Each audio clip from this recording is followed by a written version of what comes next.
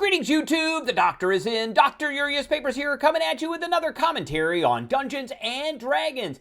And today we are going to review and go over the Scion of the Three subclass for the Rogue, which comes out of Forgotten Realms, Heroes of Faerun.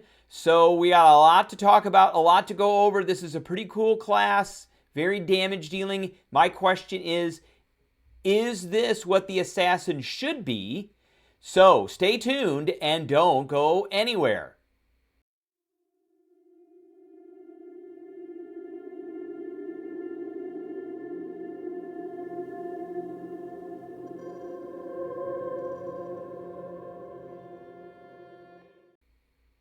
All right, before we begin, don't forget to hit that subscribe button if you like this video, hit the like button. If you have any questions or comments, please leave a question or comment. Don't forget to hit that notification bell, and don't forget to hit that share. All right, here we go. So I got this picture up here, pretty cool picture. Made this in Midjourney. That is what I would think that the Scion of the Three looks like. Now, one of the questions I have about this, and here it is right here, Scion of the Three, is this an evil class? Because it is following the precepts of some evil gods, although a lot of the alignment stuff has been taken away, unfortunately, out of D&D 2024. But let's read the first couple of sentences of this. So it says, a Scion of the Three draws power from a group of malevolent gods. So instead of evil, they're using the word malevolent, which means evil. Known in Baldur's Gate as the Dead Three. Bane, a god of tyranny. Baal, a god of violence and murder. And Merkel, a god of death. So all three of those sound evil to me. So this is a character that draws power from three evil deities.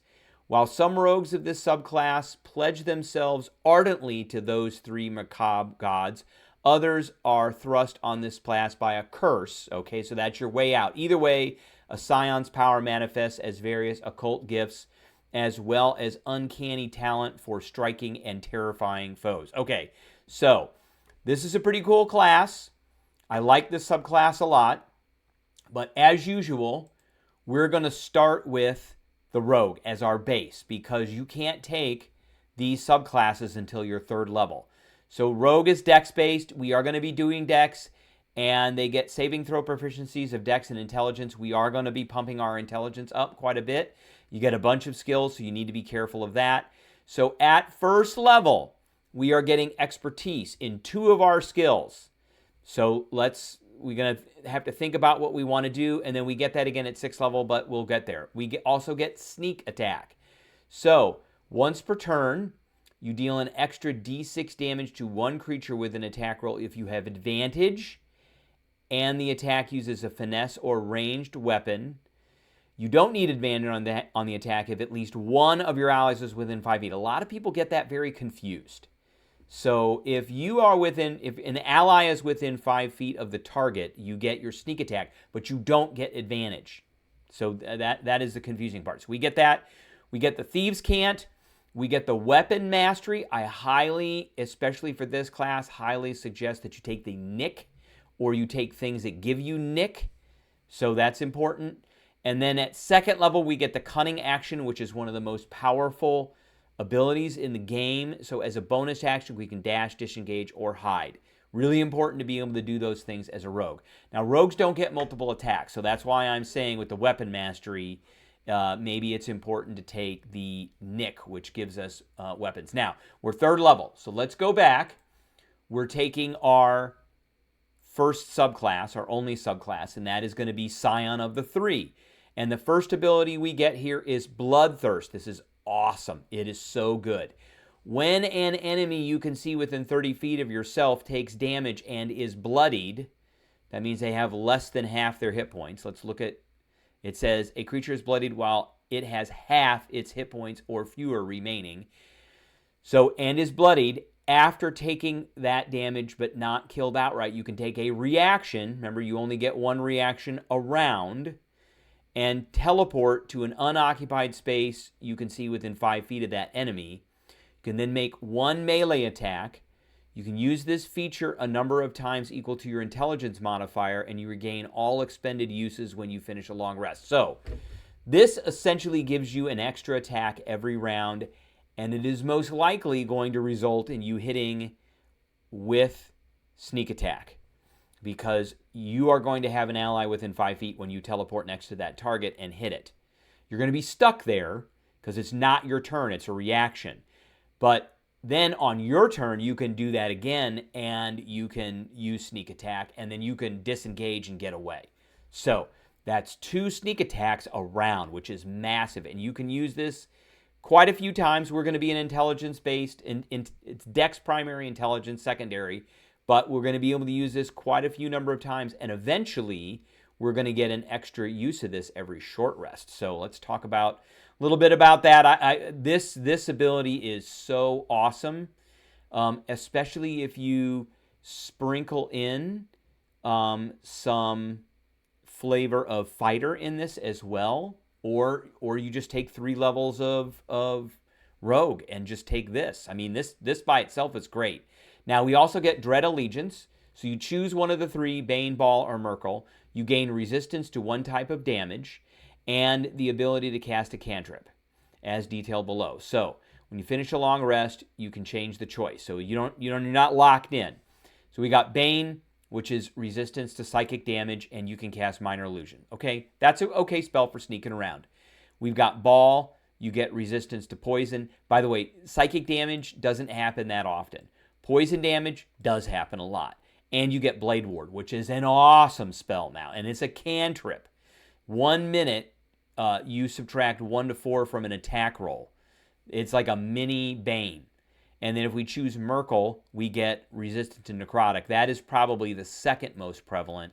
And we get Chill Touch. We're not going to be using our action to do a touch attack. This is the wrong ability to take. I like Ball because of resistance to poison and because of Blade Ward. Because we're going to be teleporting next to our opponent and we're basically going to be stuck there. We do want to have Blade Ward on.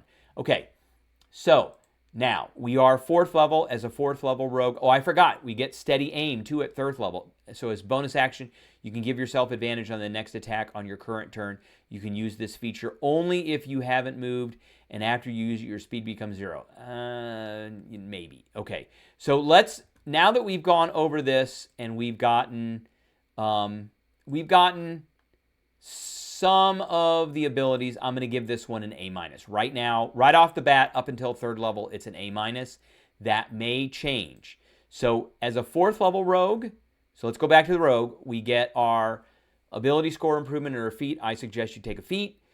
At 5th level, we get Cunning Strike. We're not going to get another ability from the Scion of the 3 until 9th level. So we've got 4, 5, 6, 7, 8. So we're getting Cunning Strike, which gives us some abilities that we can do for the cost of a D6. So this is where you want to put levels into Rogue, because rogues get D6s as they go up in level. And that's to their sneak attack. So with Cunning Strike, we could forego a die, and we could poison. This is okay. But the poison condition is there, which is great. We could trip, larger, smaller, or we could withdraw. Immediately after attack, you move half your speed without provoking an attack of opportunity. So that's in lieu of our bonus action. At 5th level, we also get Uncanny Dodge, which is, again, another one of these great rogue abilities. At 6th level, we get...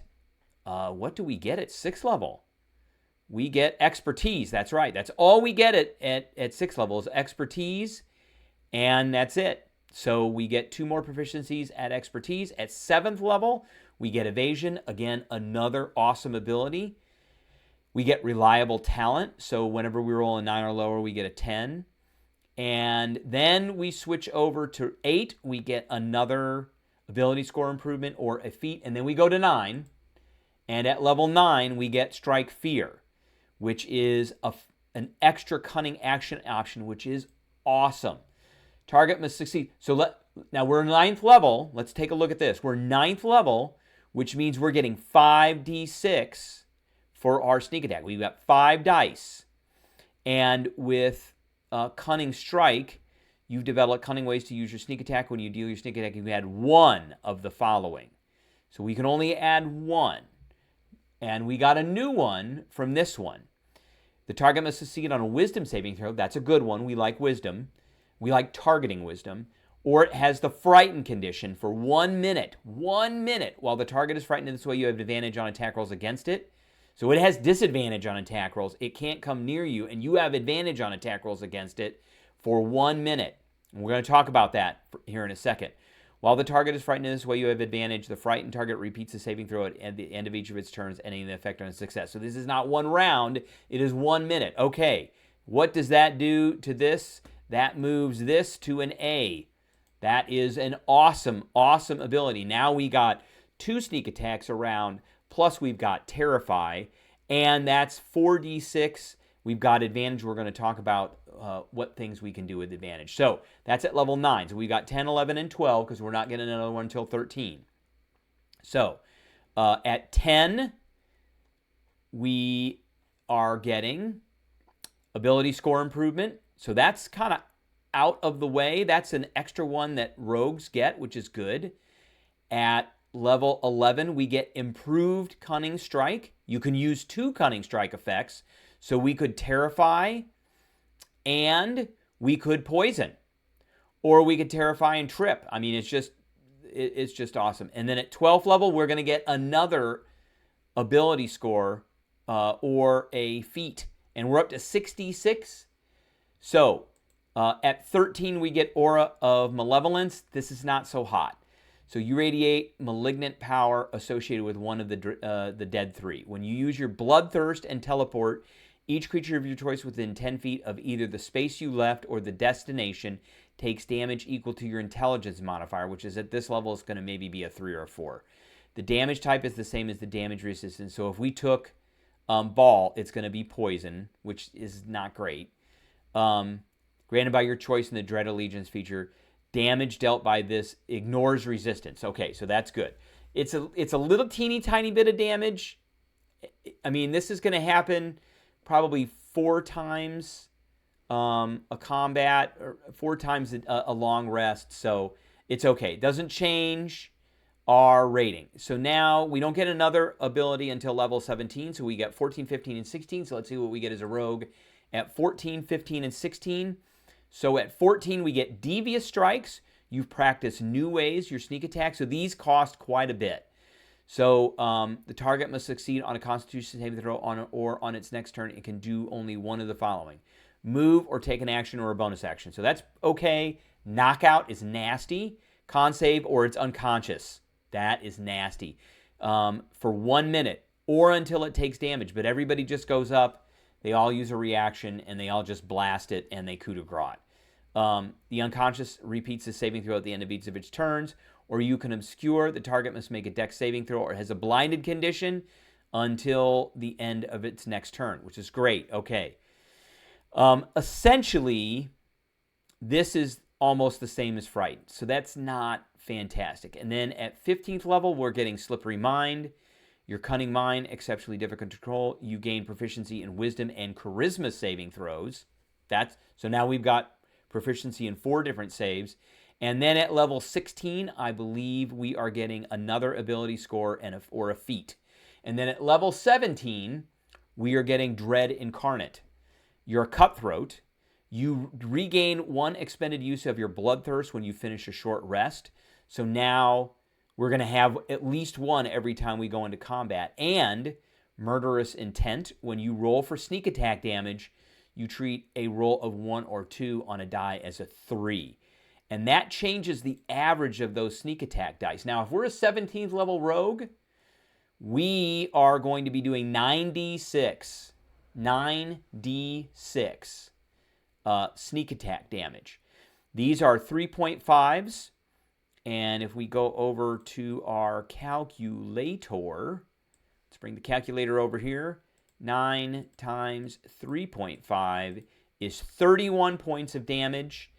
If we take away 1s and 2s, that probably changed that to almost a 5. So we'll just say 5 and probably about 45 points, probably 40 to 45 points of damage. per sneak attack. That is nasty. So, and then we're getting, like I said, we're getting another one of these. So that, I'm going to leave this as an A. That's kind of where we're at. Now, let's talk about what backgrounds I think we should be taking with this rogue. And lucky, of course. Of course we want lucky. And this gives us insight and stealth. Insight, okay, we can, it's wisdom. We're not going to be super wisdom based, but we want the stealth, so we don't have to take stealth on one of our 4 that we get. And lucky is the big one, and lucky lets you get 3 luck points. Well, it's the number of luck points equal to your proficiency bonus, and you can spend these on getting advantage or giving out disadvantage. And what species? I hate these pictures so much. These 2024 pictures suck so bad. The art is so horrible. But elves are still elves. You get dark vision. You get your elven lineage. Drow is not bad. And, I mean, they're all good. They all have good things. I mean, High Elf has Misty Step. And Wood Elf has Long Strider and Pass Without Trace. So you're never going to fail on a stealth check ever. You make you have advantage on the Charmed, and you gain proficiency in Insight, Perception, and Survival. This one's important for finding some traps. And I think Wisdom's going to be our tertiary ability score too, by the way. So that's great. And then also Human, again, another terrible art picture. But we chose Human because we get Heroic Inspiration. We get another skill, and we get another origin feat. And so we're going to get lucky with Wayfarer and maybe another one. So let's talk about what those other ones might be. Maybe Alert. I do like Alert. If you're going to be a human, you get to add your proficiency bonus to your initiative roll, which is already based off of Dex, and you can give your initiative out if you want. Magic Initiate would be another good one to take. We got some cantrips. We got a first level spell. And, here's a list of some of the spells we got. I always like things like Grease, basically things that are going to help us out. Shield, Mind Sliver. I mean, these are all really, really good. Booming Blade is another great one. It doesn't proc. True Strike is not great. Let me say that. Not great for this class because it procs off of your spellcasting ability modifier and not your main one. And the main one we're going to be using is Dex. So, all right. I said I was going to address this, so let's go ahead and address this. This is Elven Accuracy. So if we are going to take Elf, we are able to get Elven Accuracy. And that means we get a bump to our Dex, Intelligence, or Wisdom, or Charisma. We're gonna use some of those. Whenever we have advantage on an attack roll using Dexterity, yes, you can re-roll one of the dice, essentially meaning we get 3 dice instead of 2 when we roll with advantage. So we're crit fishing at this point. So this is a perfect build to use with Elven Accuracy. So what do I think about this? I think it is a great subclass, except that it is essentially an evil class. Great for the DM, hard to play in character unless you use this out that they gave where you're thrust upon a path of a curse, okay? Got a dark background, whatever. But I love this. I think it's great mechanically. And that's what I got to say. So that's the video for today. I hope you enjoyed, and I will catch everybody later.